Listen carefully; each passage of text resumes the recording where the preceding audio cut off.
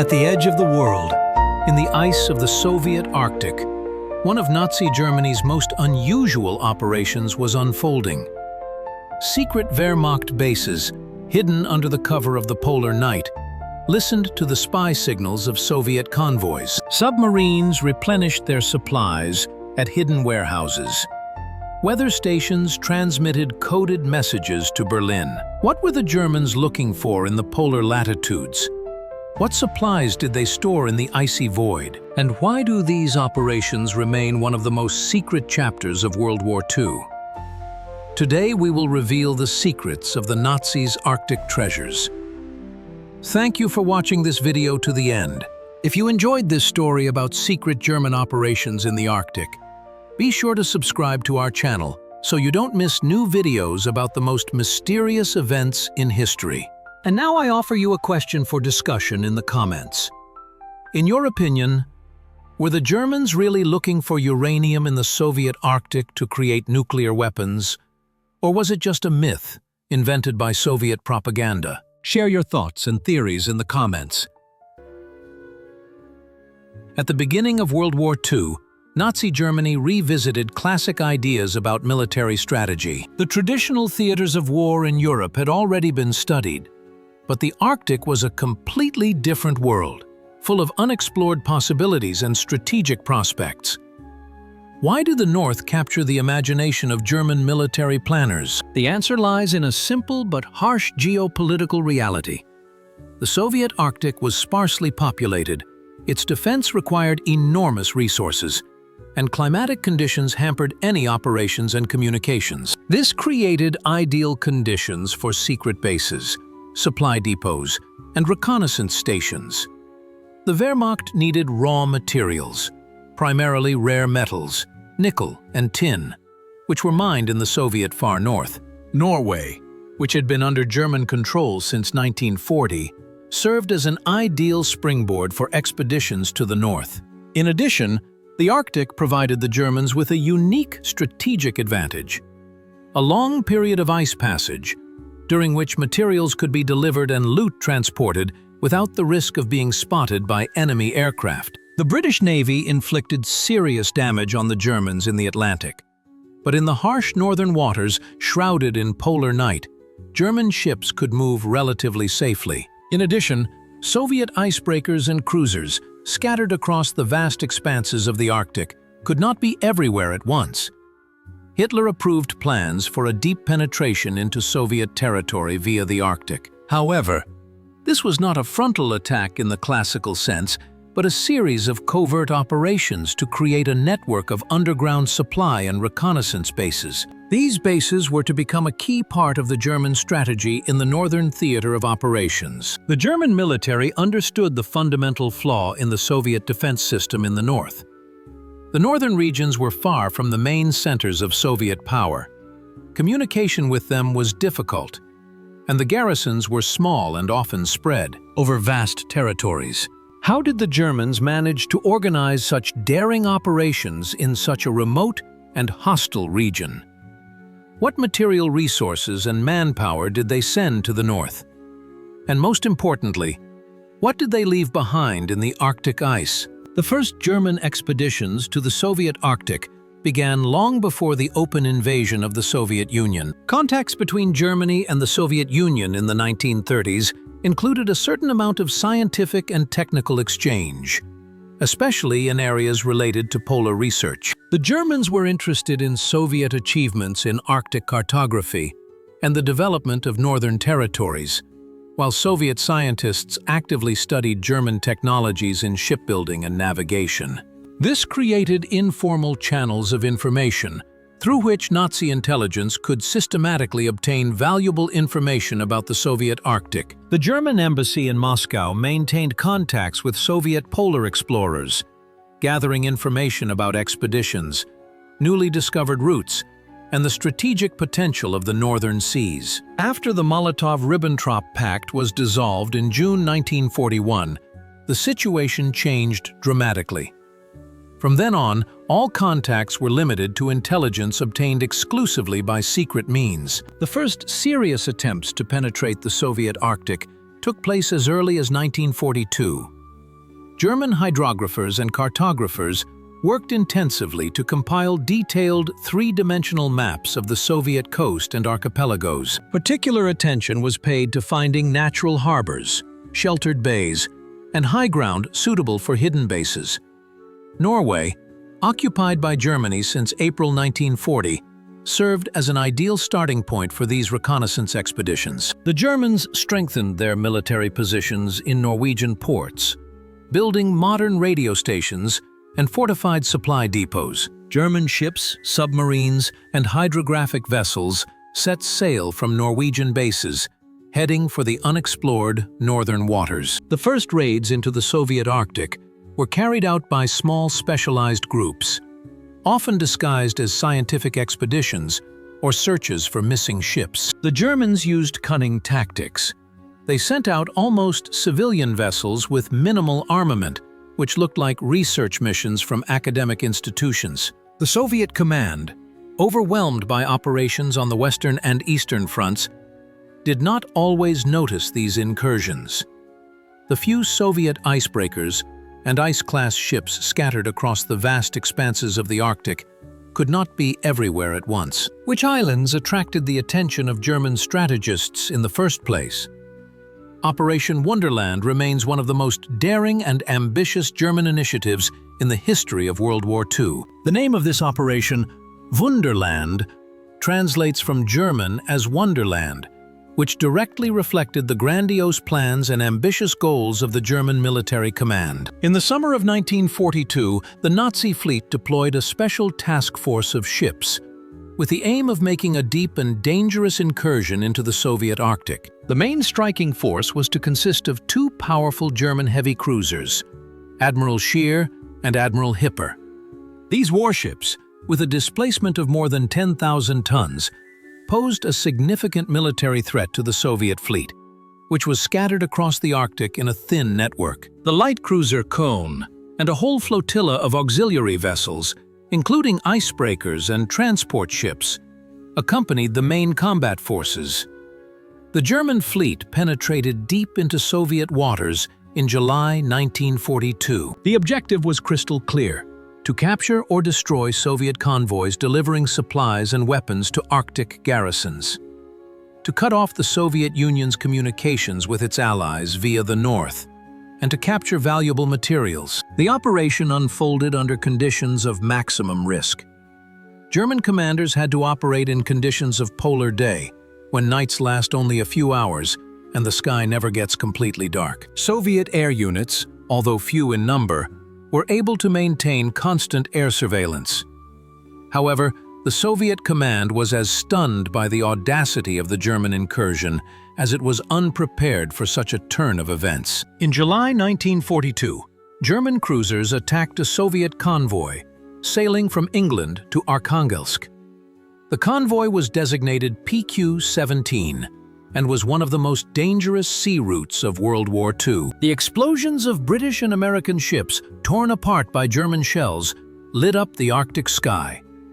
But that was only part of the plan. The Germans hoped to gain a foothold in the Soviet Arctic, leaving their bases and supplies there. Why was this operation never fully completed? Secret weather stations in the Arctic archipelagos became a key element of German strategy in the north.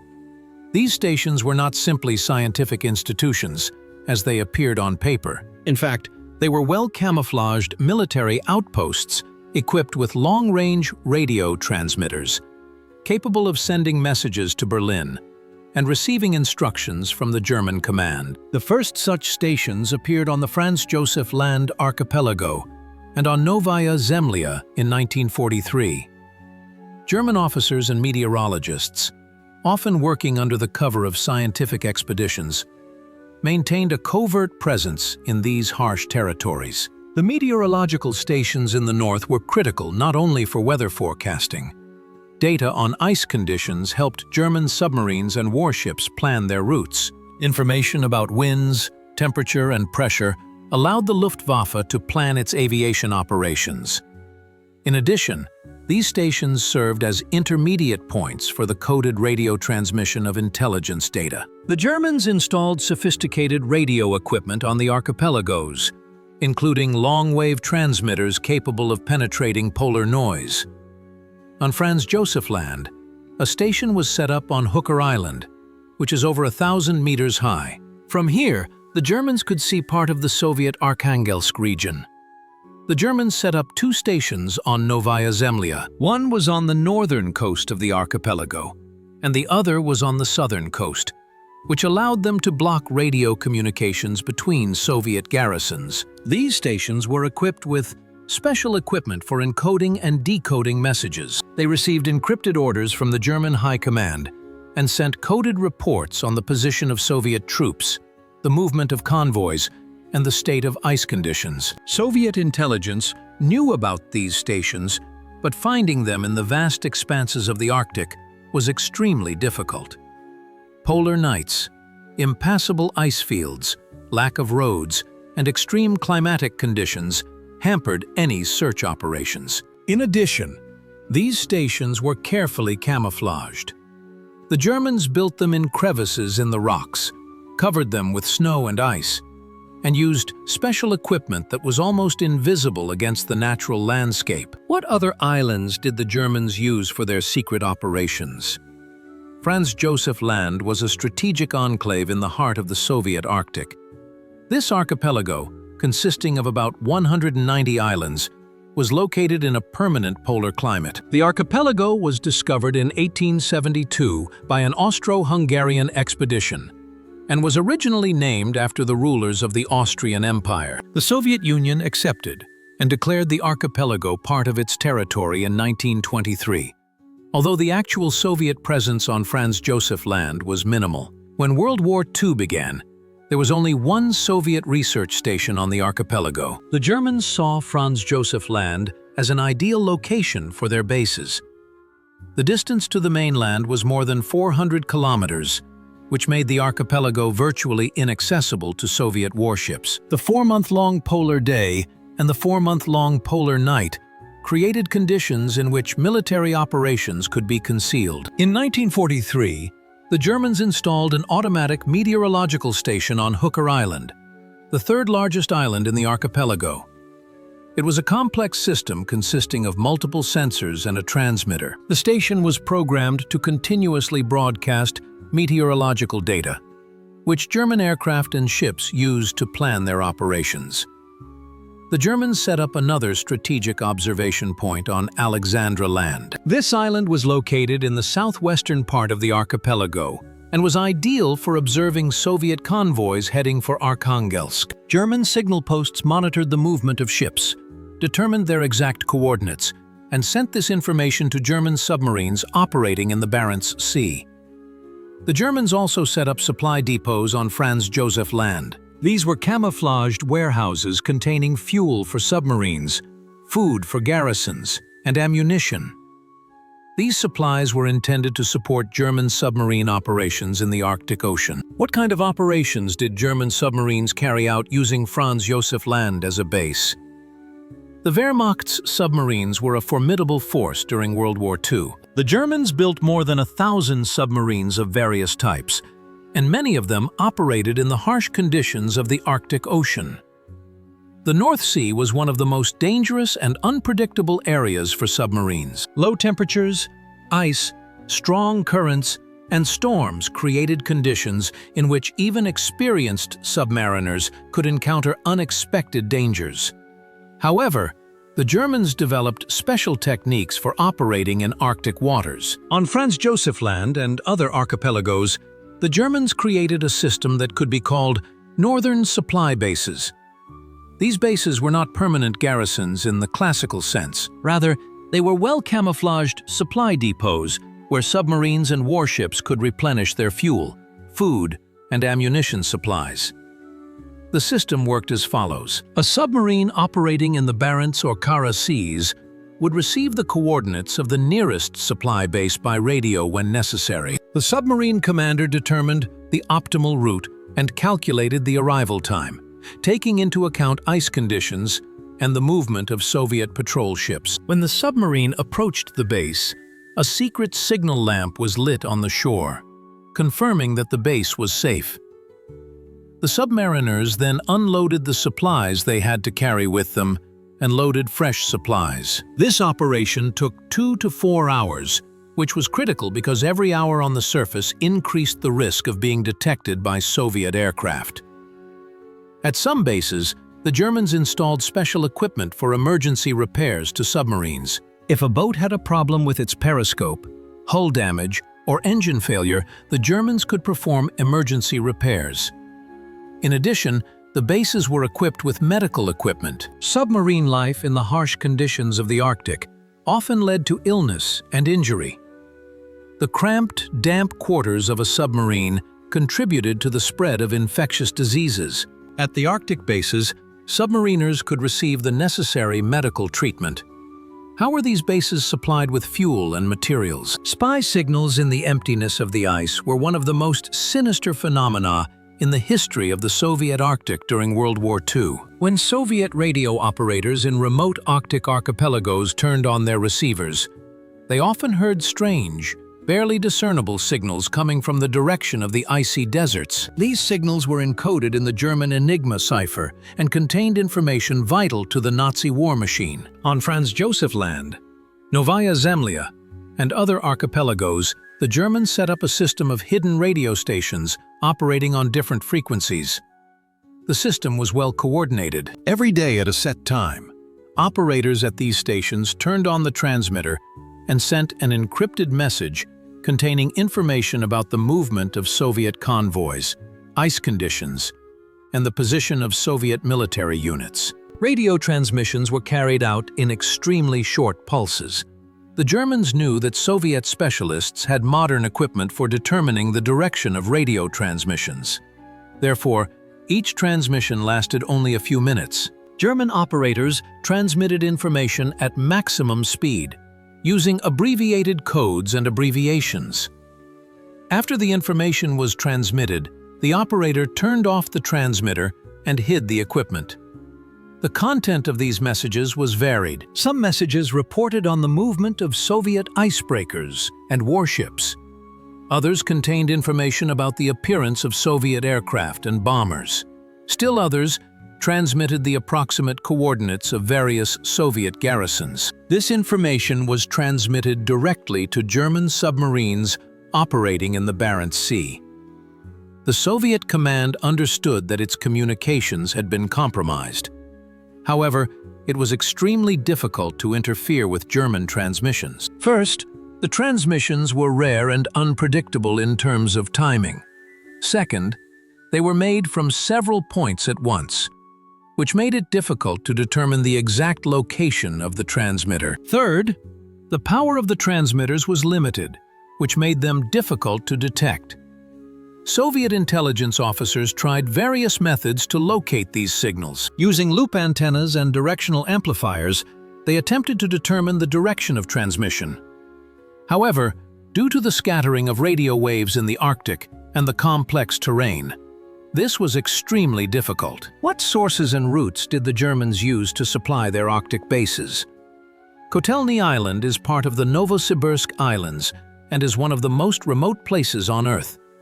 This island is located in the Kara Sea, 2,000 kilometers east of Moscow. During World War II, Kotelni was of particular interest to German military planners. There was a Soviet polar station on the island, and Soviet expeditions periodically landed there. However, the garrison was minimal, often consisting of only a few dozen people.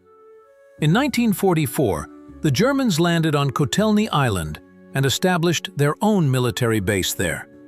This operation was carried out relatively secretly and lasted several weeks. The Germans brought equipment, including a radio transmitter, meteorological instruments, and supplies. A small station was built on the island, capable of transmitting information about ice conditions and the coordinates of Soviet ships in the Kara Sea. German troops captured and partially destroyed the Soviet station. Soviet personnel were evacuated or taken prisoner. Kotelni Island became one of the easternmost German positions during the war. Operations on Kotelni were fraught with enormous difficulties. The island is almost completely devoid of vegetation. The only fuel available was driftwood, carried into the Kara Sea from the rivers of Siberia. Fresh water was obtained by melting ice. Therefore, supplying the island was critically important. The Germans organized a series of sea raids to deliver supplies. However, this was extremely dangerous. Soviet icebreakers were increasingly active in the Kara Sea. In 1945, already in the final stages of the war, Soviet troops and special expeditions began active operations to drive the Germans out of the Kara Sea. Soviet troops landed on Kotelni Island. Faced with superior Soviet forces, the German garrison was forced to evacuate. However, during their retreat, the Germans left supplies and equipment on the island, which were later discovered by Soviet search expeditions. What supply systems did the Germans use to deliver supplies to their Arctic bases? The supply system for the German Arctic bases was one of the most complex and ambitious logistical operations of the Third Reich. Supplies had to be delivered over distances exceeding 2,000 kilometers across waters teeming with Soviet ships and aircraft. The Germans used several routes for supply. The main route ran from Norwegian ports across the Barents Sea along the coast of Franz Josef Land and on to the Kara Sea. It was an extremely dangerous route, but the polar night, which lasts several months of the year, provided some protection from Soviet aircraft. The second route was even more risky. It ran along the Soviet coast, around Cape Desires, and deep into the Kara Sea. This route was rarely used, only for emergency deliveries. The third route was used when ice conditions were favorable. It was a direct route through the ice, dangerous for ordinary ships, but possible for the icebreakers that Germany possessed. The Germans used various types of ships for supply. The main cargoes were delivered on small transport ships, capable of passing through narrow straits and taking shelter in natural harbors. Under the cover of polar night, these ships could travel long distances without the risk of being detected. In addition, the Germans used submarines to deliver urgent cargoes. A submarine could carry several tons of supplies. It was an expensive and inefficient method, but it was used to deliver critical materials such as special equipment, encryption documents, or medicines. The supply system also included the use of drifting ice. The Germans prepared supplies in sealed containers and dropped them onto drifting ice floes so that they would drift toward German bases. Although this was an unreliable method, it allowed small shipments to be delivered without the use of ships. How did the German military plan to use Arctic resources after the capture? The search for rare metals and uranium became an increasingly urgent task for Nazi Germany as the war progressed. Strategic raw materials were critical to the military industry. Nickel for armor steel, molybdenum for light aircraft alloys, tungsten for hard tool alloys. All were essential for military production. The Arctic, especially Soviet Siberia, contained rich deposits of these valuable materials. Geologists working under the cover of military expeditions explored the deposits. On Franz Josef Land, the Germans discovered traces of nickel ore. Although the reserves were not as significant as those in Norwegian deposits, the presence of ore deposits in such a remote location was of strategic interest. The Germans began to prepare a plan to develop these deposits. They planned to build a small mine and processing equipment on the archipelago. However, these plans were never realized due to the deterioration of the military situation and the increased risk of Soviet counterattacks. In addition, the Germans actively searched for uranium deposits in the Soviet Arctic. After the Germans discovered nuclear fission and began developing the Nazi nuclear program, the search for uranium became a priority. German scientists understood the strategic importance of nuclear weapons. The Soviet Arkhangelsk region and its surroundings contained potential deposits of radioactive materials. German scouts and geologists searched for signs of uranium ore in the soil and rock. However, in the Soviet Arctic, with its extreme climate, the search for mineral resources was extremely difficult. The Germans were unable to find significant uranium deposits in the territories they controlled. However, The attempt itself shows the scale of the Nazi regime's ambitions. Even as they retreated on other fronts, the Germans continued to invest resources in the search for strategic materials in the Arctic. During excavations and exploration work, the Germans left behind various artifacts: deep drilling rigs, rock samples, cartographic materials. All of this was later discovered by Soviet search expeditions.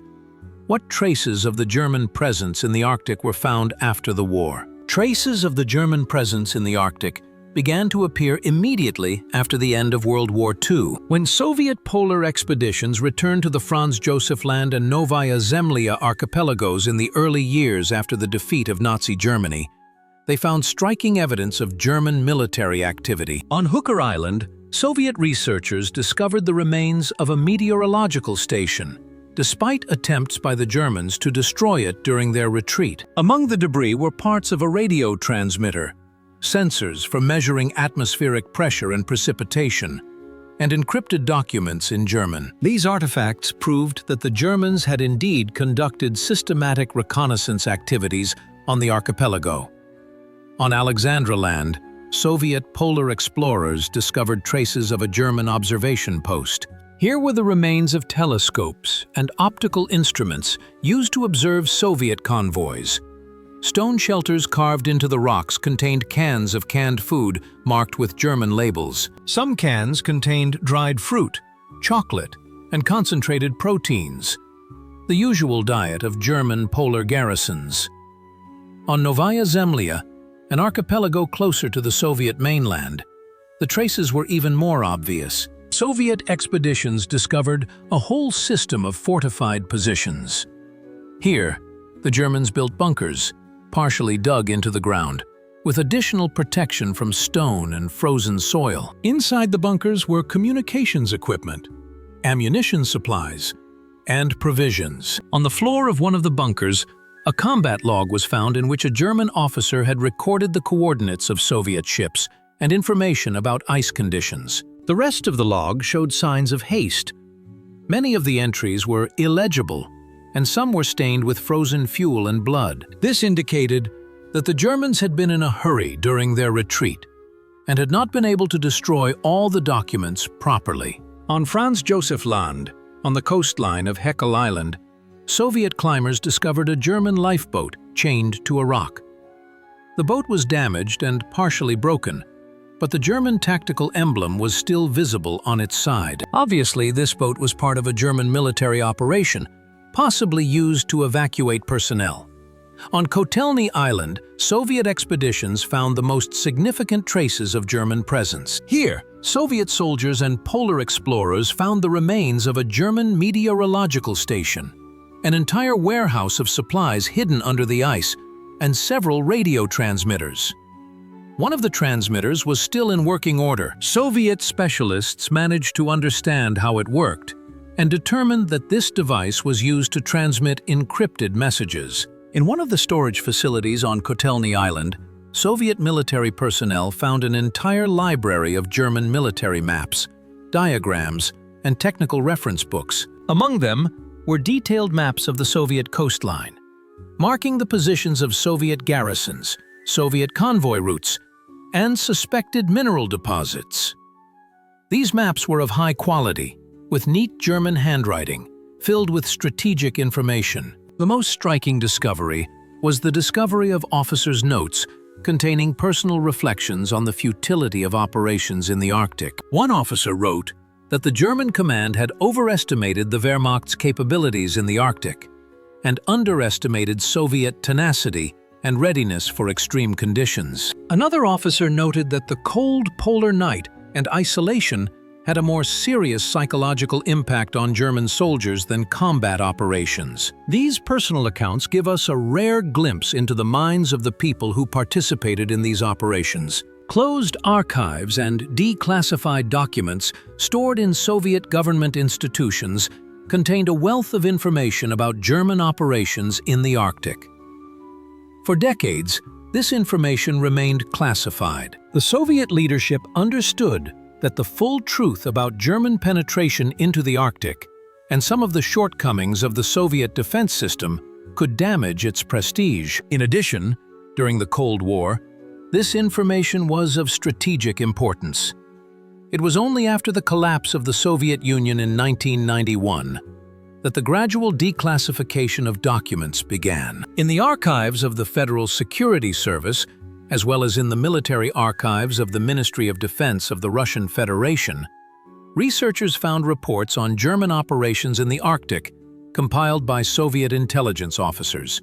These reports contained an analysis of German objectives, an assessment of the number of German troops, and a list of equipment found. One of the most significant documents is a report compiled by General Ivan Serov, head of the main intelligence directorate of the Soviet Army. In 1945, this report contained a detailed description of German operations on Franz Josef Land and Novaya Zemlya. Serov pointed out that the Germans used these archipelagos not only for reconnaissance, but also as transshipment points for supplying their submarines. The report also contained an assessment of German losses and information about captured German documents. The German documents captured by Soviet troops were sent to special archives, where they were kept under the classification Top Secret. Among these documents were operational orders from the German command containing instructions for deploying bases in the Arctic. Order number 2342 of December 1942, signed by General Alexander Shmelev, commander of the German military group in the north, contained the following information. It was necessary to deploy a system of meteorological stations on the archipelagos of Franz Josef Land and Novaya Zemlya.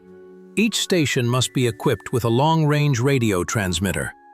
Supplies must be delivered to the stations monthly by icebreakers or submarines. Letters from German officers intercepted by Soviet counterintelligence and stored in the NKVD archives reveal striking details. One of the officers, Lieutenant Fritz Kaiser, described the living conditions at the meteorological station in a letter to his family.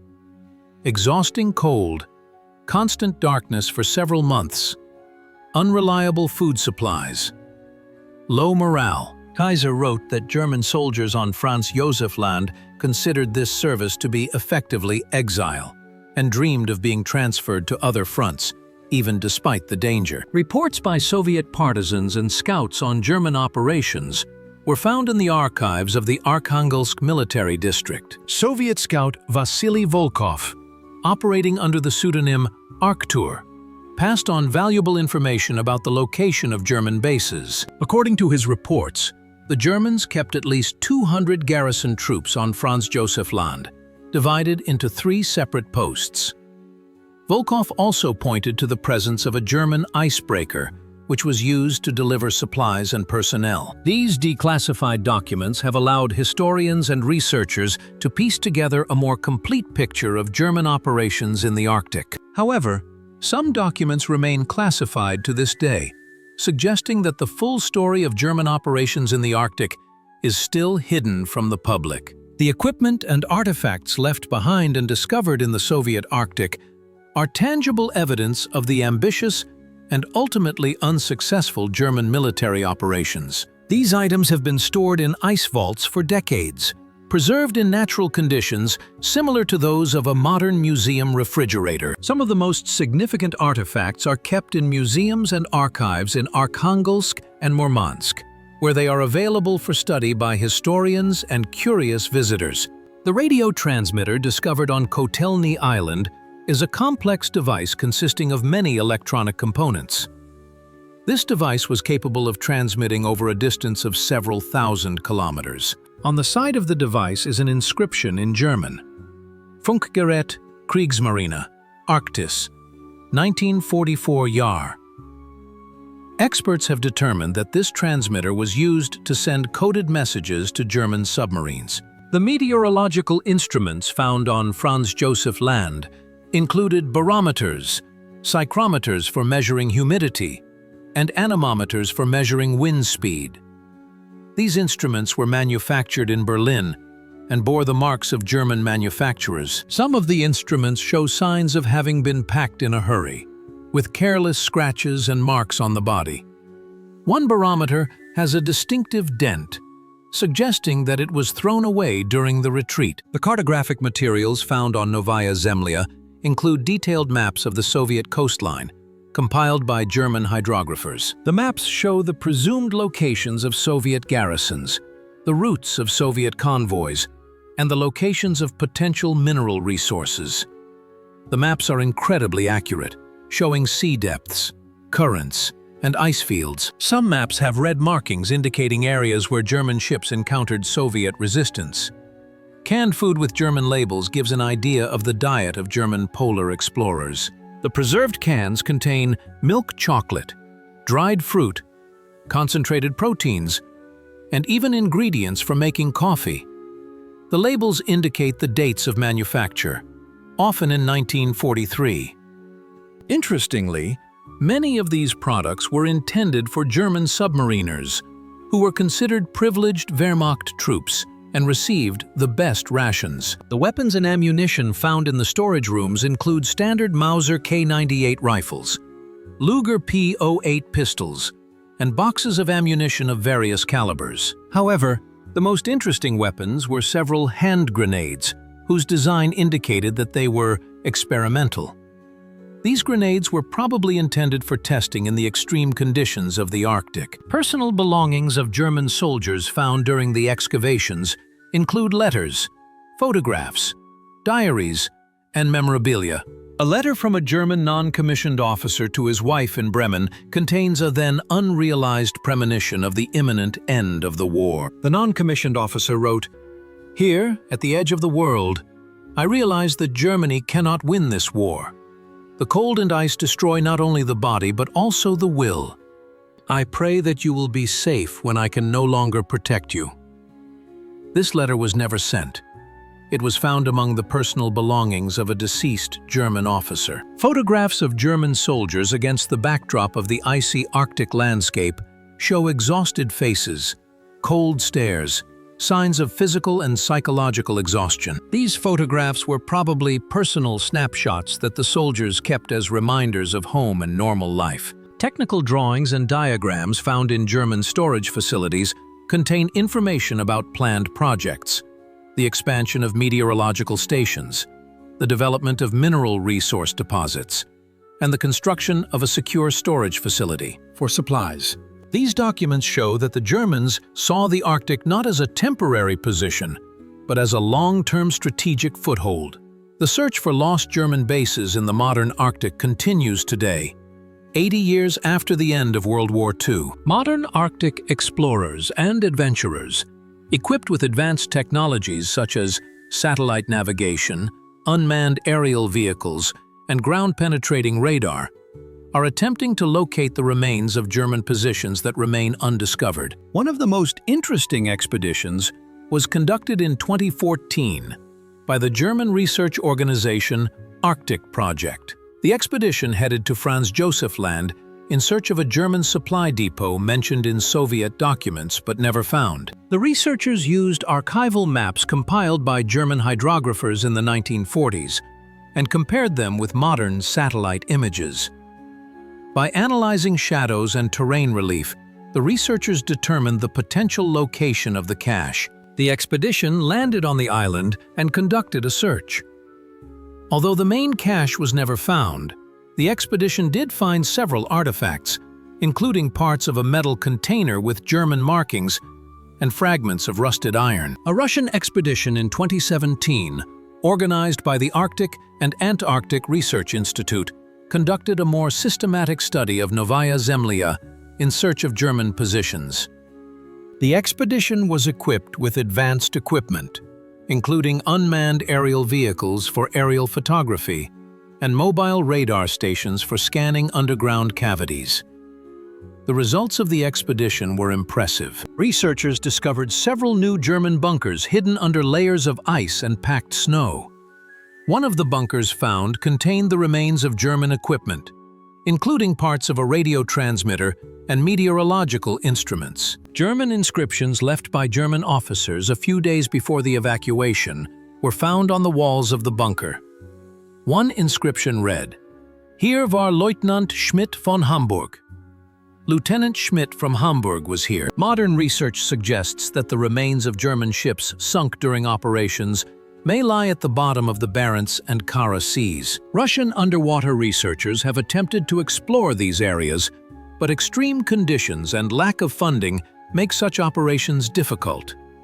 There is a well-known story about a German icebreaker that is believed to have sunk near Belly Island in the Kara Sea. Legend has it that the ship was carrying secret documents, including complete plans for German operations in the Arctic. However, despite numerous attempts to locate it, the ship has never been found. Modern radar scanning technology has revealed several anomalies that could be shipwrecks, but confirmation requires costly underwater operations. In 2021, Norwegian polar explorer Kjell Thor Olsen, in collaboration with Russian colleagues, conducted an expedition to Franz Josef Land. The expedition focused on finding a German fuel depot which, according to Soviet documents, contained reserves of diesel fuel intended for German submarines. Through careful analysis of archival materials and the use of advanced night vision and spectral analysis technologies, the expedition discovered several signs of an underground storage facility above the ground, including traces of a pump and heating equipment. However, the full excavation of this storage facility requires coordination with the Russian authorities and additional resources.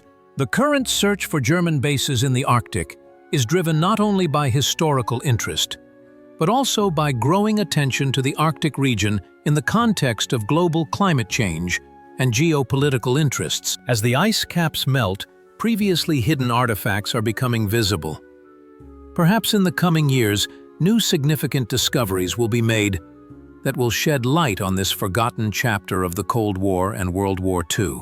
The legacy of the Cold War and the mysteries that remain unsolved constitute one of the most intriguing and enigmatic pages in the history of the Soviet-German conflict. After the end of World War II in 1945, the process of declassifying German operations in the Arctic was slow and incomplete. The Soviet Union, still engaged in an ideological struggle with the West and fearful of revealing information about its vulnerabilities in the North, kept most of the documents classified. This led to a situation where the truth about the Wehrmacht's operations in the Arctic was known only to a small circle of Soviet and Russian military historians. However, after the collapse of the Soviet Union in 1991, the process of gradually declassifying these documents began.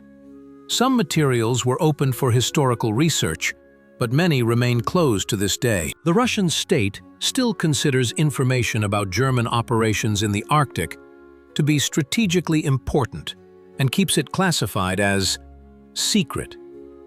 One of the most interesting unsolved mysteries concerns the full extent of the German presence in the Arctic. Soviet documents that have been declassified contain contradictory information about the size of German garrisons and the amount of equipment installed.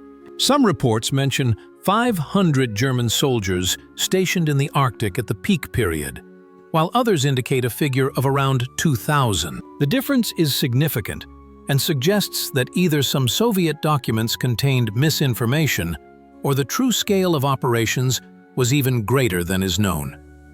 Another mystery is the purpose of some of the German bases discovered in the Arctic. Although most of the bases were clearly used for meteorological observations and reconnaissance, some structures remain enigmatic. On Alexandra Land, the remains of a structure were found whose design does not correspond to either a meteorological station or an observation post. Soviet experts suggested that it could be a secret laboratory designed for specific experiments. However, the full truth about the purpose of this structure remains unknown. The question of the search for radioactive materials and uranium in the Arctic also remains partially unresolved. German documents captured by Soviet troops contain references to attempts to find uranium deposits. But details of these operations remain scarce. Was this simply reconnaissance work? Or did the Germans actually discover significant uranium deposits that aroused the interest of the Soviet authorities? The answer to this question could significantly change our understanding of the priorities of the Nazi regime in the later stages of the war. The psychological aspect of German operations in the Arctic is also of interest. How did service on Franz Josef Land and Novaya Zemlya affect the psyche of German soldiers? Why did so few German officers who participated in these operations write about it after the war? Only a few memoirs contain any information about Arctic operations. Most German veterans probably wanted to forget this period of their lives. Discrepancies between Soviet and German archival materials leave many questions unanswered. German documents stored in German archives contain different information than documents captured by Soviet troops. This may be the result of the Soviet side destroying some of the originals, or it may be due to the fact that various German commands provided contradictory information. The possibility of finding undiscovered German bases in the Arctic remains very high. As the Arctic ice caps continue to melt due to global warming, artifacts and structures that were previously hidden under the ice are becoming visible. In the coming decades, new German positions, supplies, and documents are likely to be discovered.